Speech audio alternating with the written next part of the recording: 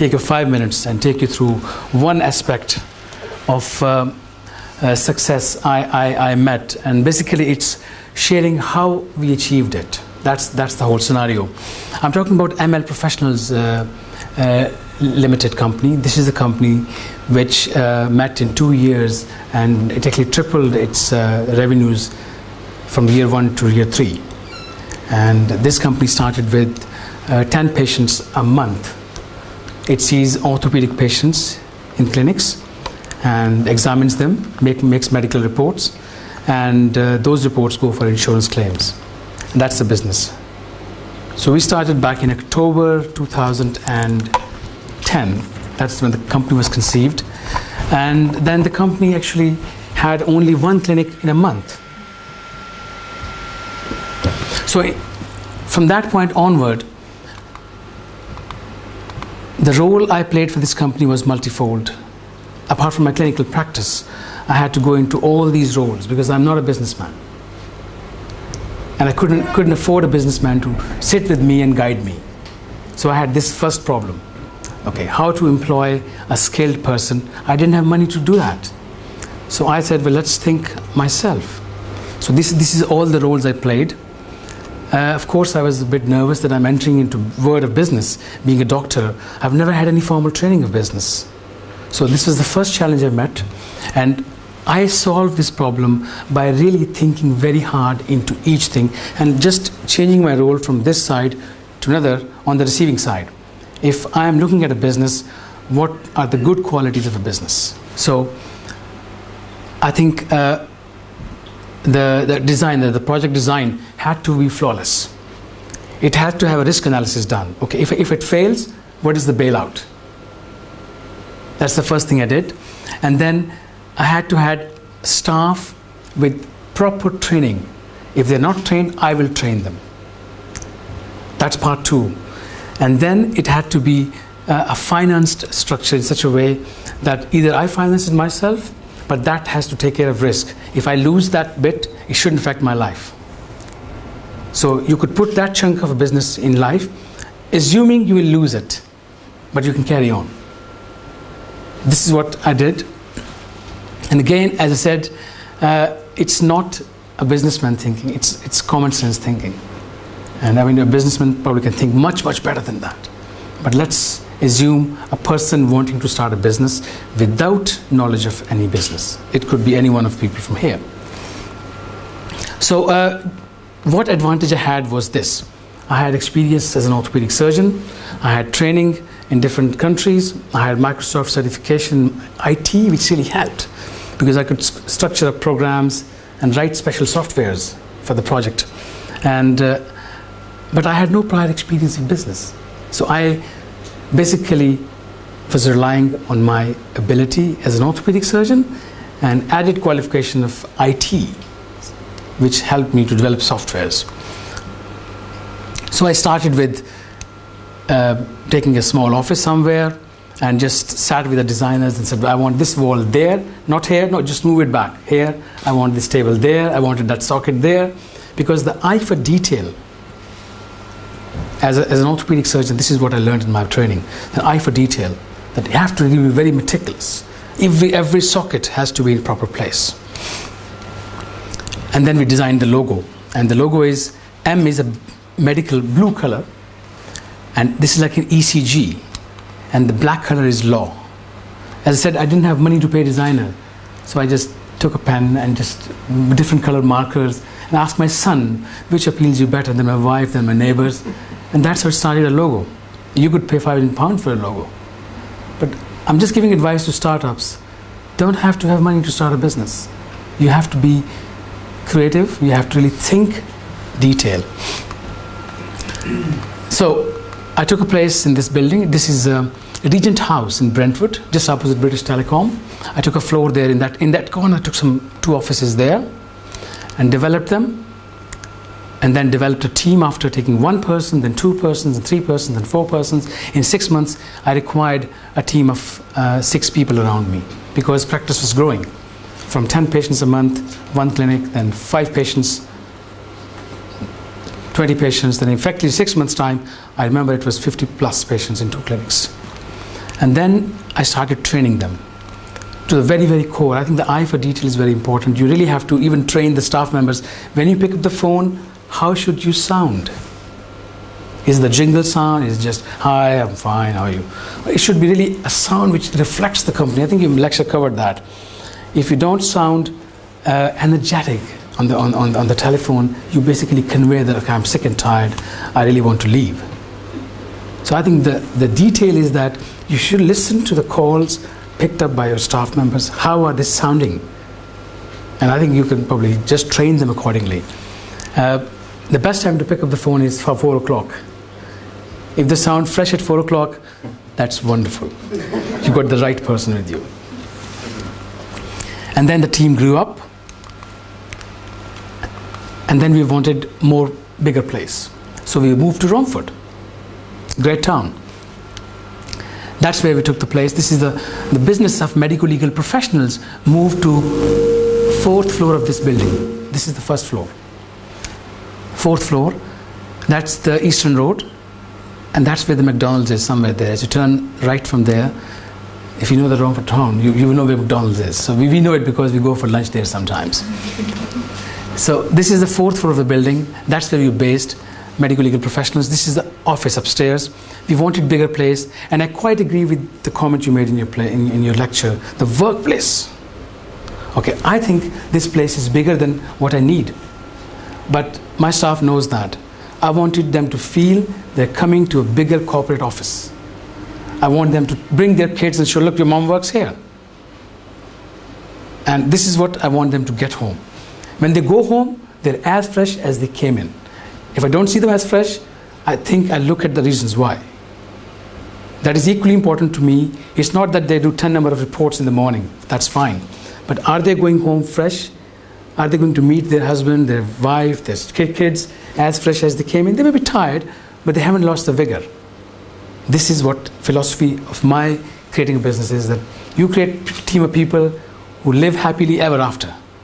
They make money for you, but they're a happy bunch of people.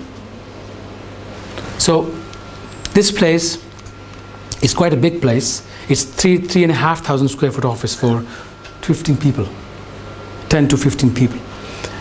At one time, you can have 15 people here. And then 3 months after moving here, I took this floor because we had pretty good financial success from the previous business. I thought the passion for training should reflect into some business. So we created an academic facility like today. And I'm sure that what you're benefiting today, they are free lectures. And because this all comes from passion, because I see people, when I see them learning, this really gives me satisfaction that there is some good thing being done. So this floor we took to develop this. Now, where you're sitting now, it used to be this kind of structure. You see the wall, the wires hanging up? You don't see any wires now. This part, it was a flat floor.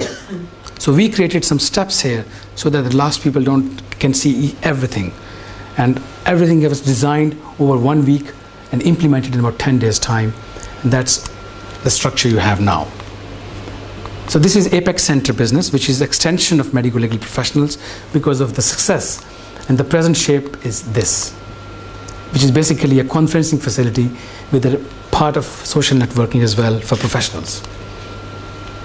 This is a little old picture where the team is now much bigger than that. What I'm trying to say here is basically that, okay, this is a word about progress. Yes, we had 16, we have moved to now 17 clinics. The last venue is Crawley. The staff strength is now 18 on site and 5 off site, working on different other projects like web development, report creation. And basically, Apex Center has come as an extension, as an academic extension of medical legal professionals. And it just reflects that if one business is successful, you shouldn't stop here. I must quote someone here. Sometimes the success can beat you because it prevents you to go forward. That shouldn't happen. If you are successful in something, that business shouldn't stop you to go forward. And this is what people really become a victim of success. And that must not happen. You should carry on, depute your responsibility to somebody, get in the driving seat, let the car be driven. If necessary, even come out of car and let it see being driven away from you. because you know the driver is good. So this facility basically is Apex Center UK. It has a professional wing, which Sandy Valentine, you met her. She is the manager for the academic training programs. And then you have Spotlight wing, which is for professionals networking, where Sumera, she's in charge of that. And we have facilities here of high definition image projection, 4 camera dual touch screen. If you want to draw on this, your teacher and your student together, they can make drawings together and they can interact. And I think at some stage we will introduce that concept on a bigger scale, that how can it affect the quality of training. Then you have a professional quality sound system. We have a video conferencing facility of 2.5 mega upload, TV quality, high definition quality. So we are relaying these programs. This program in fact will be on air on channel 805 every Thursday night. All the community shows will go on air as well. We also have our YouTube channels and webcasts, and Twitter is going on right now while you're sitting there. There are people twittering for us. And we have a voting system now. I was saying to someone here in the employability sector that we don't just give courses certificates of attendance. We are constructing courses where we will give certificates of merit. People will vote for the right choices on the screen. There will be different MCQs towards the end of the course, and they will vote, and then we can print the data out and give it to them as they leave. And this can be demographic data, because we can tell people from 15 to 20 did well than people from 25 to 30. Because when we give remote control to somebody, we take information from the person, your age group, your educational qualifications, and that data can be computed depending on your requirements. That how do you want the results computed? We can print the screenshots as handouts as you leave. All these facilities are here. And of course, wireless printing. So this is basically what we have here. Is basically a structure filled with technology. I happen to be a Microsoft certified instructor in PowerPoint, which gave me an insight into the presenter's side and a bit about the listener's side as well. And we try to create something which helps the presenter. I believe in these two things very much. This is the essence of any success I would probably achieve ever. That eye for detail and clarity of thought. Whatever you touch and do and move, it has to be in detail, and you must be clear where you're putting your step in. It comes from medical training perhaps. And what success takes apart from that is knowledge and experience of the trade you're touching, and that will actually be your ability to run that business. And then after you've got this right, it's your concentration and your stamina when things are not going right, especially because you can't have success by default. When things are not going right, this is more important. Again, willingness to carry on, not stop, just carry on, push it through. If you believe that, you will go through that. Otherwise, that little failure will disheart and stop you, and you will just move away. So we had failures in the beginning, but that didn't stop us. This is what I call don'ts. Do not have the team members who are looking for 5 p.m., waiting for Friday, or waiting for 29th of the month. They will be singled out in my organization. They will know. They will just find themselves unfit, because we work as a team. We don't care about time. We all work together as one unit. And I'm lucky to have such a motivated team who really support the ideas, and they push me. I tell them, I will stop leading you when I work less harder than you. That's what they know.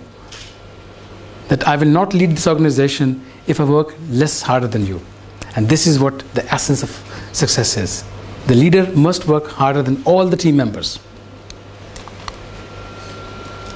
And to have the right staff after these lectures is very important, because whatever you do, the work will be undone if the staff members are not rightly chosen. You do such a hard work to dig the hole, and that will be all undone. Thank you very much for very patient listening.